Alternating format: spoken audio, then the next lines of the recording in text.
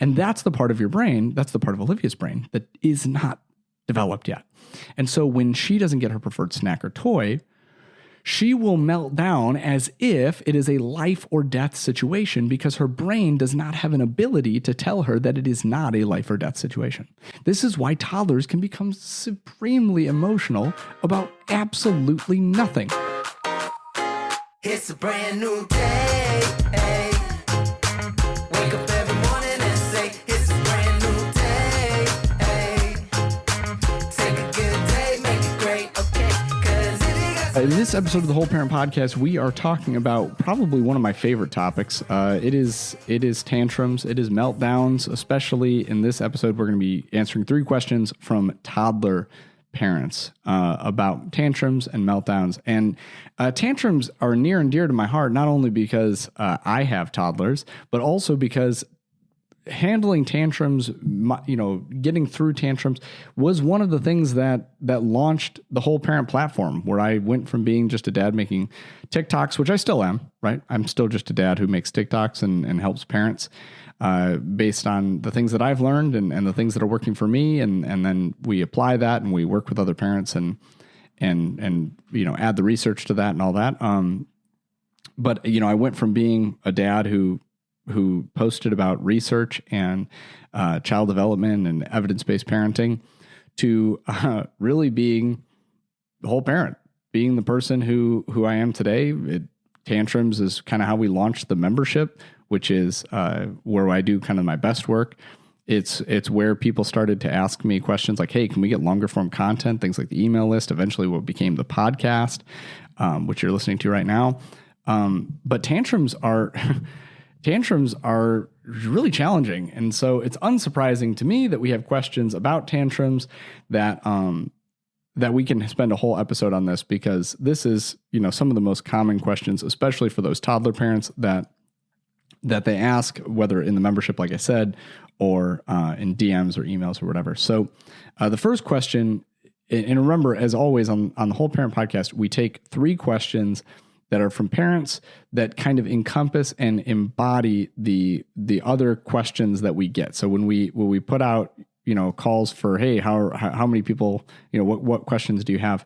We'll get, 20, 30, 50 questions.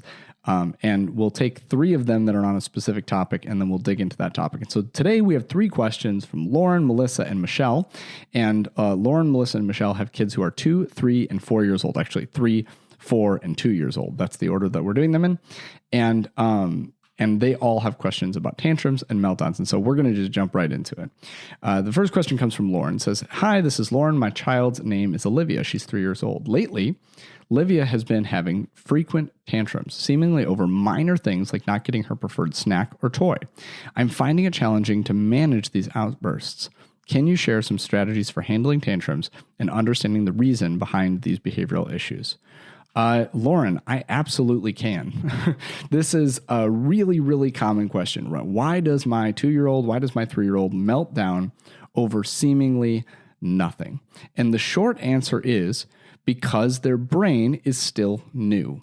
And so when we think about brains, we can think about them. The easiest way that I have found to talk to parents about their children's brains or their own brains is in layers, right? So think about it in 3 layers, with the layer at the center being the most central, right? So it's kind of like, instead of like layers like top, bottom, it's like the most inside, then a little bit further out, and then the outside. Our brains are majority outside, 3rd level. And that's where all of our reasoning and thinking and logic comes from. That's what makes us human, right? The number of what we call cortical neurons, which are the neurons in our cortex, that's the outer layer. The number and density of our cortical neurons and connections that they make is just so much higher than any other animal on planet Earth. And it's what makes us able to do complex problem solving and develop things like language and complex reasoning and math and all that other stuff, things that other animals just can't do. And this part of our brain takes the longest to develop. On the other hand, the parts of our brain that are more interior the limbic system and the brainstem, these are parts of our brain that develop almost entirely in utero, so before we're even born. And this is the places in our brain where our fight, flight, freeze reaction comes from. Our stress response is another fancy way to call that, right? Our sympathetic and parasympathetic nervous system, or, that's where that comes from.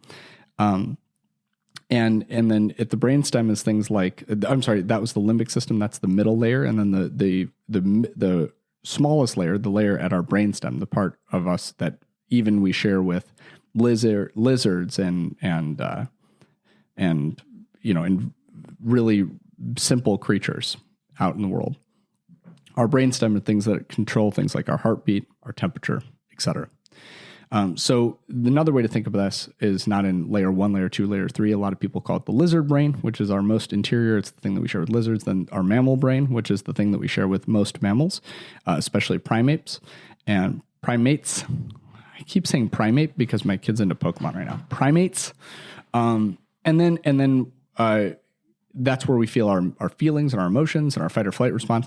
And then at our highest level of thinking is our neocortex, which is our human brain. So why am I talking about this? Well, basically, when we say that our brainstem is developed at birth, it is, right? We could not live without our brainstem being fully functioning at birth.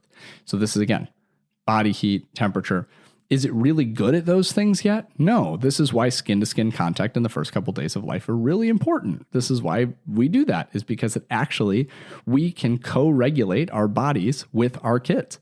So if our kids, kids that are 1 or 2 days old, especially preemies who are born prematurely, they have trouble regulating their body temperature, regulating their heart rate. And so by being in contact with another human being, their body actually adjusts to our body. And in women, it's even crazier than that, right? So when women do skin-to-skin contact, their bodies will regulate up or down a couple of degrees to help their child to regulate up or down. So if you just think about the human body is crazy, guys. It's crazy. But the brainstem, by and large, is developed on day one. What's more surprising is that the emotional center of our brains and memory, the emotional center and the memory centers, the limbic system, what we call the stress response, the amygdala, if you've ever heard me talk about that in other places, this is fully ready to go also basically on day one, definitely within the first 6 months, and definitely in Olivia, who's 3. And so this means that they can feel the whole range of human emotions, but they have no control over those emotions. They have no ability to regulate it. So the part that develops last is the outside of our brain, the neocortex. And this part of our brain, it develops all the way up until our mid-20s. I'll say that again. It develops all the way up into our mid-20s. So Olivia has a very underdeveloped neocortex and especially an underdeveloped prefrontal cortex. And you've probably heard that term before. It's the part of your brain that's, responsible for your personality and things like that. It makes you unique. And so Olivia's prefrontal cortex is still very much developing and has not learned the skill of communicating with her limbic system to tell her when there's an issue that is a big issue versus when there's an issue that's, an innocuous issue, like not getting the snack that you want or the toy that you want. The example that I always use, Lauren, is the color cup that you want, right? You have your 3-year-old who really wants a glass of milk or water or whatever, and you give it to them in the wrong color cup, and it's like you've, scarred them for life, or you've kicked their puppy or something. Like they respond so horribly to this seeming injustice in their mind. And the reason is because their body is constantly scanning for threats. That's what their limbic system, which again is developed on day one, is doing. It's just looking around the world for threats. And anything that invokes any level of emotion can be determined by their limbic system to be a threat. Now, the same is true for you. It's why when you see something off in the peripheral of your vision, right? You're in a dark room or something, or maybe you're not. You see something off. If I saw something, like I have a wall that's pretty close to me right here. If I saw something climbing up the wall and it was in my periphery, I didn't actually see what it is, my body would respond before I even turned to look. Like I would get a cold sweat. I would have the adrenaline rush, right? So our limbic system responds very, very quickly.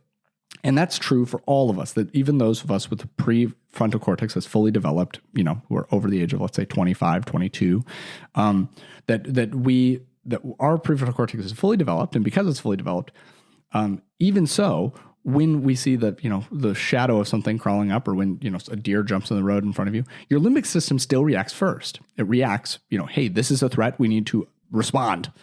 The difference is in our prefrontal cortex, especially in what's called the OMPFC, the ocular medial prefrontal cortex that's between your eyes and in the center. There is this part of our prefrontal cortex that can communicate with our limbic system, so that when I look over and I see that it's not actually a gigantic spider climbing up, it's just, a fly or something, there's a part of my brain that can go, hey, John, chill out. It's not a big deal. And that's the part of your brain, that's the part of Olivia's brain that is not developed yet. And so when she doesn't get her preferred snack or toy, she will melt down as if it is a life or death situation, because her brain does not have an ability to tell her that it is not a life or death situation. This is why toddlers can become supremely emotional about absolutely nothing, because the part of their brain that tells them, hey, this is not a big deal, is not yet developed yet. And so what do we need to do in this case, right? How can we share some strategies for handling these tantrums? And hopefully you now understand the reason behind this behavior, right? It's not a moral failing. It's not because they're entitled or they're self-centered, although they are egocentric, but that's a normal part of development. And that's a good thing. It is because their brain is just simply not developed enough to calm them down of its own volition. They need help, right? In the same way that your kid needs help learning how to read and write, because it would be ridiculous to assume that a 2-year-old could read and write. You have to wait for that to happen, right? It would be ridiculous to think that a 10-year-old could do complex equations, calculus, although I'm sure there is some 10-year-old somewhere who can, because their brains are not yet developed enough to do those types of activities. The same is true with a 3-year-old who cannot emotionally regulate over not getting their favorite toy or their preferred toy. And so it's literally a developmental thing, right? Like, you would not see it as a character flaw in your 6-month-old that they couldn't walk. You would say, no, of course they can't walk. 6 months old usually can't walk. Well, I see the same things. Like, why can't this 3-year-old get over this, like, not getting their preferred toy? It's like, well, for the same reason that your 6-month-old can't walk, for the same reason that your 1-year-old, you don't expect to speak in full sentences, for the same reason that you don't expect your 3-year-old, although I know this is becoming more and more popular, to be able to read, right? Because there are things that just take time. Their brains are not fully developed to be able to do those activities. Right? You don't expect them to be able to solve logic puzzles at 5 years old. And so understanding this and understanding the reality of just development and just child life, you have to give a little bit more grace to kids who are younger. And so how do you actually handle it in the moment? It's not really complicated. A lot of people want to make it complicated. It's not really complicated. Number one, you may need to deploy what we call a grounding exercise. And we're going to talk more about grounding exercises with Michelle and Bella, who's 2, in a moment. You might need to, deploy a grounding exercise. But number one, even before then, the 2 steps to this are to meet your kid where they are in their emotions. So to screw up your face so that it mirrors your kid. So if your kid is crying and their whole face is scrunched up because they didn't get their toy or their snack, instead of responding with rage or frustration, which is often or annoyance, which is often the trigger. We get annoyed and triggered when our kids whine and cry because, by the way, the reason why we get annoyed and triggered is because usually we were shamed for those activities when we were young. And so it's triggering to us to see a kid crying because, hey, you're not supposed to cry because I wasn't supposed to cry. A lot of people don't understand why they feel such a visceral rejection of their kid crying or their kid whining. They're like, I don't know why this is so bothersome to me. Well, because your parents were bothered and they made you feel like they were bothered. They made you feel like they were disappointed. They made you feel like you should be ashamed of yourself for crying over the color of your cup. So our initial response often is to, respond, or is to react rather than respond. But actually, if you can hold that in and instead match their energy, like, oh, I'm so sorry that you didn't get your color cup, that you didn't get the yellow cup. My son's obsessed with yellow, so that's why I'm using, he's 3 too. He's obsessed with yellow things. Oh, your yellow shirt's in the laundry. I'm so sorry. Oh, you didn't get that toy that you really wanted. I'm so sorry.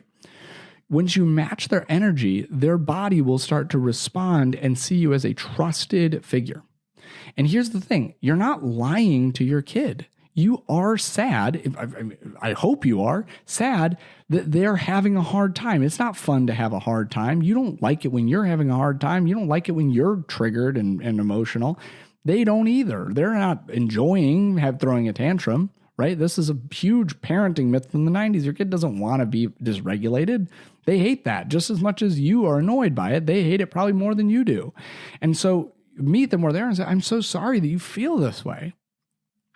And then once you've met them there, you can actually start to lead them out by using your ability to logic or reason. Now, trying to throw logic in their face is not going to work. But, saying something like, oh, I'm so sorry. And I'm just going to use this example because this literally just happened to me this week. I'm so sorry that your yellow shirt's in the washer. I know that you really want it. I hate when my favorite clothes are in the washer, or if I were you, I would feel really upset about that. So I'm matching his energy, and then I'm going to spin off of that, and I'm going to go, should we set a timer so that we know when the laundry's done so that we can take out the yellow shirt? So now I'm problem solving, but I'm not problem solving before I validate the feeling. And I'm not problem solving before I actually match the energy.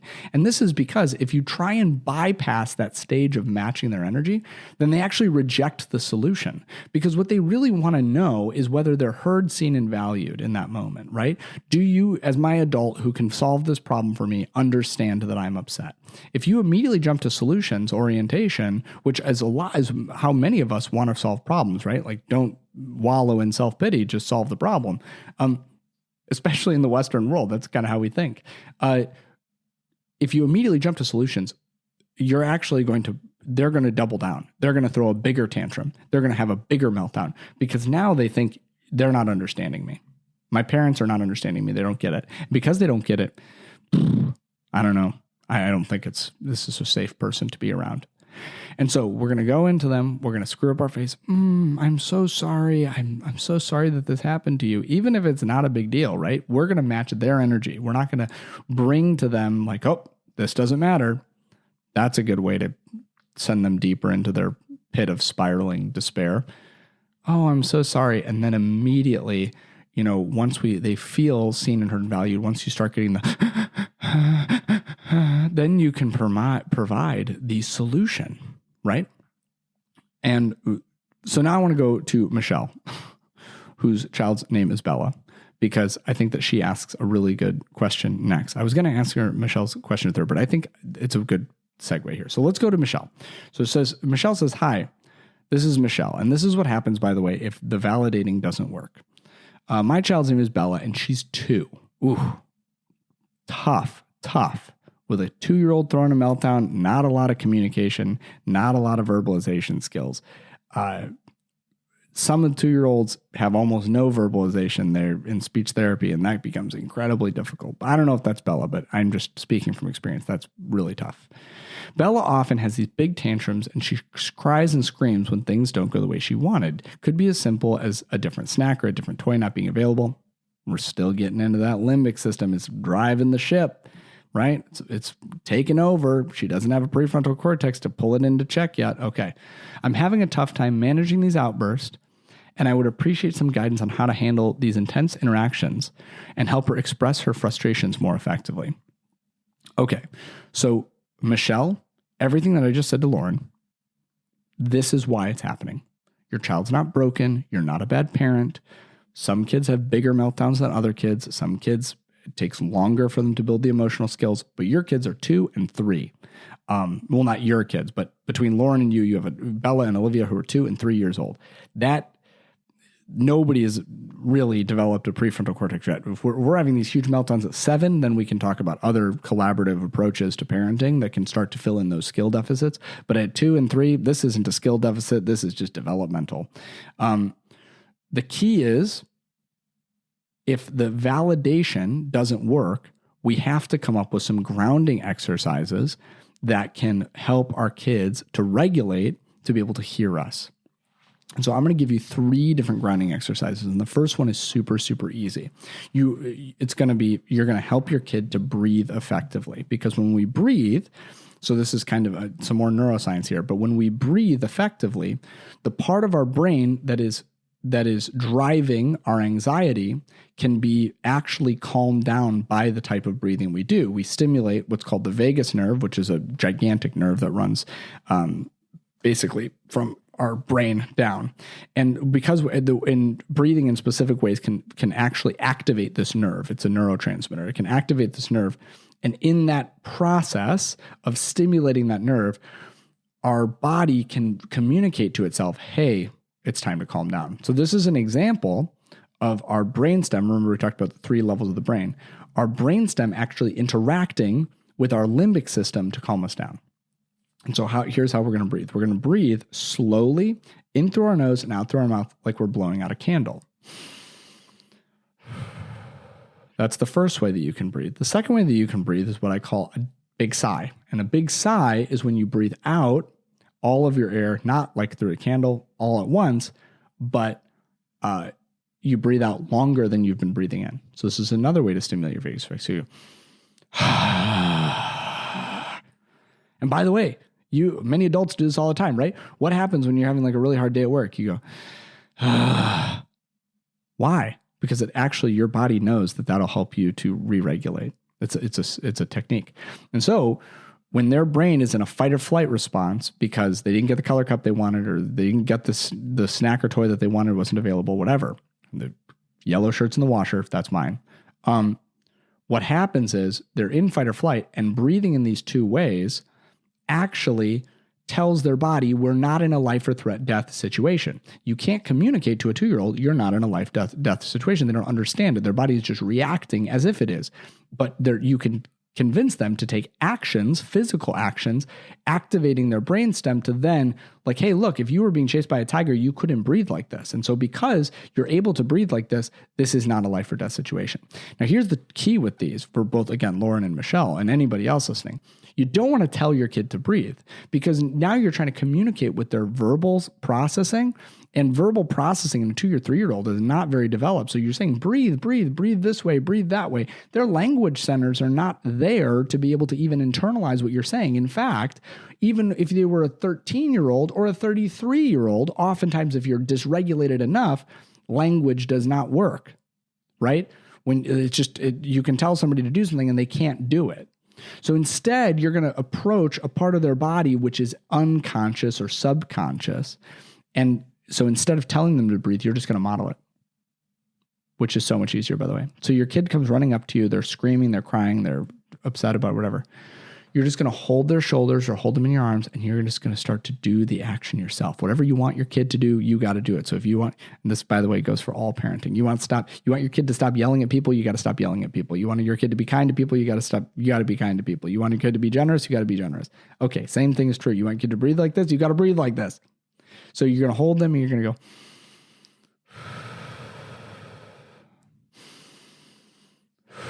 or the sigh.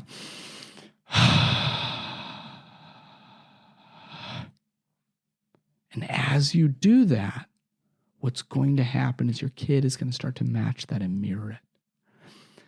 That is the most effective form of grounding above all others. I'm going to give you 2 more examples really, really quickly. Number 2, you can sing a song the wrong way. So you can say, the wheels on the bus go swish, swish, swish.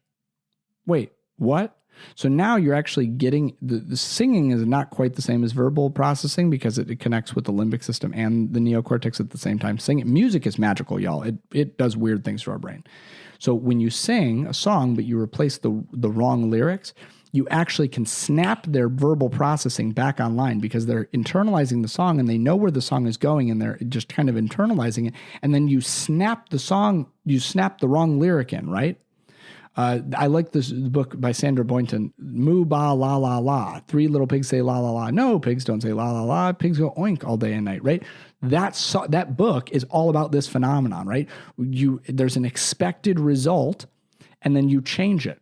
And what that does in the brain is it actually, basically, when they're melting down, their whole neocortex, the part of their brain that makes them a human, is like kind of going dark, right? Because all of their blood flow and energy is focused on the part that's trying to keep them alive, their limbic system, their fight or flight response. But on the other hand, when you connect to their singing and singing the wrong thing, what eventually happens is that they hear that, their verbal processing comes back online, and they snap out of it. The last thing that you can do, and this is a really, really easy one, is you can just start talking to them, but in a way of, again, kind of saying the wrong thing, but trying to get their executive functions back online. This works better with kids who are like 4, 5, 6, but it can work even with a 3-year-old who's a little bit more advanced verbally. So you can say, I'm touching my ear, or I'm touching my nose, or hey, can you touch my eyelids? Anything that can kind of get them active and moving and interacting with you can be really, really helpful. Another way to do this, by the way, is to say, hey, can we find a bunch of colors around the room? This is another way to get their executive functions back online. Again, through kids that are older, but my 3-year-old's melting down in Home Depot the other day. We just went around and we found all of the colors in the rainbow. We went around and we found something that was purple. We found something that was yellow. We found something that was red. We just walked around and did that. And in that process of doing those things, we actually gained a sense of calm and strategy. So before we move on to the next question, I just want to hit that really, really hard. 3-year-olds and 2-year-olds, this is developmentally normal. Even 4, 5, 6, 7-year-olds, this is developmentally normal. They're going to gain more control over those emotions as their prefrontal cortex develops. But the key is going to be to understand what's going on, to validate their experience, to match their energy with your face, to match their energy with your tone, to meet them in their emotions and lead them out, not the other way around, not trying to drag them out of their emotions.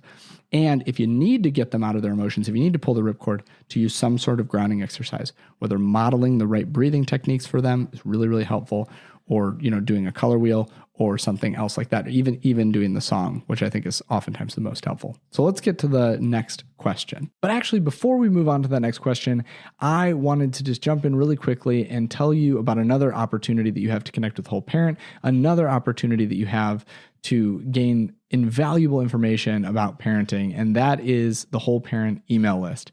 If you are not on the email list yet, what are you doing? You're totally missing out on all of the amazing content that we put out every single week there on Thursdays. It's a weekly email. You'll get links to everything related to Whole Parent. So when the book comes out, you'll be the first ones to know. You'll probably have some sort of discount code for that if I can finagle that with the publisher. It's the place where I talk about things like the membership. I talk about this podcast. And I just generally give my thoughts on parenting in long form email once a week. I don't blow up your inbox. I'm not going to spam you with a bunch of sales and stuff like that. That's just not the way that I do it. But it is a really, really amazing way to connect, to learn how you can connect even deeper, and to be aware of upcoming things that I might be doing. So if you're not on the Whole Parent email list yet, I'm going to link that in the show notes right here. And you can just go down to the description below and join there. All I need is your first name and your email. And you'll get a couple of our kind of greatest hits emails in the first couple days. And then whenever you're listening to this, if it's, before I email out today on Thursday, or if it's, next Thursday, you will be in the email list so that you can get that amazing content. So join the Whole Parent email list. You want to be a part of this. You want to get these emails. All the stuff we're talking about here and in the podcast all goes out there first. So yeah, go ahead and do that. All right. So question number 3, Melissa says, my child's name is Emma, age 4. Emma is frequently having meltdowns, especially during transitions when her routine is disrupted. It's especially challenging for both of us. I want to create a more nurturing environment while addressing her behavioral issues. Can you provide strategies for helping her cope with changes in routine? Okay, so really, really amazing, Melissa, here that you are already aware of the cause of the meltdown, and that it's a disruption in routine. I cannot speak highly enough about a lot of us try and address behavioral issues the way in which behavioral issues were addressed for us. And oftentimes that is focusing on the behavior, which is the symptom, and not focusing on the thing that the behavior is communicating, which is the underlying condition. So if we're talking about like medicine, right? If a person presents to you as a doctor, I'm not a doctor, so I don't actually know what I'm talking about here, but this is what I understand as a person who grew up with doctors. As my sister-in-law is a doctor and my whole family's in medicine. I'm the only one who's not. From what I understand of medicine, right, and working in a hospital myself for a while, when a person presents to you with symptoms, there is always a desire to ease their symptoms and to make them more comfortable. But ultimately, the goal is to address the underlying concern that they have. And behaviors oftentimes are symptoms of an underlying issue, right? An underlying communication. So I write about this in my book a lot, but I think that this is really important that Melissa has identified for Emma here. Hey, the issue seems to be the disruption in routine. And so, especially with older kids, right? Emma's only 4, but especially if Emma was like 6, 7, and you're having a meltdown over the same thing, we got to find the culprit first. And so we've done that with Melissa. Melissa has figured that out. She's figured out what's going on with Emma, and it's routine. And it's not surprising that it's routine. And this is why it's not surprising. Kids, because of their underdeveloped brains, one of the things that our brains are designed to do, the thing, one of our best evolutionary responses that we have as human beings is an ability to predict the future better than other animals. In fact, we are the future thinking animals. We're the ones who make decisions for the future, not instinctively, right? Like other animals may store up nuts for the winter so that they hibernate, but that's an evolutionary, that's not a thought through action. That's just, hey, this is what I do. This is part of my, life. So even though that's instinctual in other animals, this is just part of my coding, my genetic coding. For humans, we actually think about the future. We actually think about what's going to happen in the future, and then we make decisions and try and figure out how to change our actions to predict the future, to do a better job with this. And so because this is the reality for all of us, that we're constantly trying to predict the future, we sometimes forget that kids with a underdeveloped brain cannot predict the future very well. And so how do kids feel comfortable? They feel comfortable based on 3 things. Number 1, having their basic needs met, for connection, they're not hungry, they're not tired, all those things. Those things can feel much more, being hungry to a child can feel much more threatening because they don't have a chance of predicting the future, where my next meal is coming from. They don't have a real concept of time, often even at 4 years old, where, an hour can feel like a day or it can feel like a minute, depending on how they're experiencing it. So that's number 1, they have their basic needs met. Number 2, they have routines. Right? And that's what you're identifying here, right? So they can't predict what's going to happen next, but if the routine is such where they don't have to predict it, where it's just going to be the same thing every time, or, around bedtime or around, leaving meal times, whatever, once the routine is in place, then they don't have to predict the future. The routine does the prediction for them. And the last piece is boundaries. And we're not going to talk really about that now, but kids who don't have any boundaries, don't feel safe in the world. And because they don't feel safe in the world, they can have frequent meltdowns simply about not feeling safe. And so the thing with the routines is the best way to deal with a routine that is going to be changed or that's going to be disrupted is, number 1, to accept the reality that when the routine is disrupted, you're going to get dysregulated behavior. Just accept it. We just came out of the holidays. We've been talking a lot about this around the holidays. The routines they just all go out the window around the holidays. I think this question actually came in as a kind of a holiday question. The routines all go out the windows around the holidays. Kids get hyped up on sugar and everything else, but really it's the lack of routine that's really is a big struggle for kids, whether they're 4 or 7 or 10. The routine goes out the window and then the kids get dysregulated. So just accept that you're going to get dysregulated behavior, and it'll change the way that you view it. It'll change the way that you respond to it when you know that this is a normal, natural thing for your kid to do. And like, hey, we threw off their routine. It's not that they're ungrateful for Christmas morning. It's that Christmas morning is so out of routine that it's troubling to them. It's difficult for them. More highly sensitive kids are more sensitive to their routines. Neurodivergent kids are more sensitive to their routines. So, I'm not saying Emma is any of those things, but if she is, she's going to have an even harder time with the routine. So accepting, and what I call embracing the suck, right? It's going to suck. When you get out of routine, it sucks, right? When I get out of routine with my kids for bedtime, sometimes it takes an hour to put them to bed. That sucks. But I have to appreciate that that's just what it is going to be. That is just life. Sometimes we have to embrace the suck of parenting. It's the most wonderful thing you can do. It's also the hardest thing you can do. And so that's number 1, to embrace it. And then number 2, and this is really, really important, it's to preempt the routine being pulled out by actually talking with your kid about how that routine is going to be changed. You can do some future casting, especially with kids who are older, but even Emma at 4 years old, you can say, hey, look, this routine is going to be changed. And I'm going to warn you that it's going to be changed. And then it will not feel as dysregulating when it gets changed.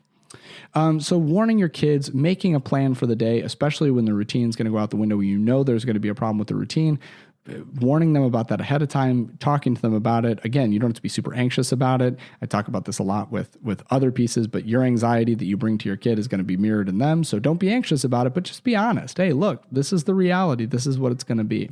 And then the last piece here, beyond, embracing the suck and preempting the routine, is to process the routine after the fact that it broke down. Hey, it was really hard when we didn't get to do story time because we were at this holiday party and we didn't get home in time to do story time. Or it was really hard that we did a different breakfast routine this day because of that. And so, doing the pre-work ahead of time with yourself, embracing the suck, doing the pre-work immediately before of warning them about how the routine's going to change, that can mitigate a ton of tantrums and meltdowns. But then even after the tantrum and meltdown, to talk about it, because ultimately, especially when kids are getting older, 4, 5, 6 years old, the more you can talk about it, it does build those strategies to cope with the changes in routine. And so that's kind of the answer to the end of your question, Melissa. You said, can you provide some strategies for helping her cope? Yeah. Number one, just embrace it on your end so that you're not, when the routine goes off the rails, if you're embracing it on your end, you're not going to come down like a hammer on your kid who's just obviously having a hard time, not giving you a hard time. Number two, you can preempt it. Number three, you can do the work on the back end so that the next diversion from the routine, the next, going off path and all of a sudden it's a challenging and scary thing. The next time that happens, you're not going to have the same emotional meltdown. You may have the same emotional meltdown, but the more time you process it, the more times they're going to learn, hey, you know what? This is not the end of the world for me. And so I hope that those things, and also while the meltdown's happening, Melissa, everything I said to Michelle and everything that I said to Lauren do, right? While the meltdown's happening, use those grounding techniques, understand the neuroanatomy of why this is happening at 4 years old. And hey, this is a temporary thing. And at 8 years old, hopefully this won't be happening anymore, especially if we do these things and we develop the coping strategies.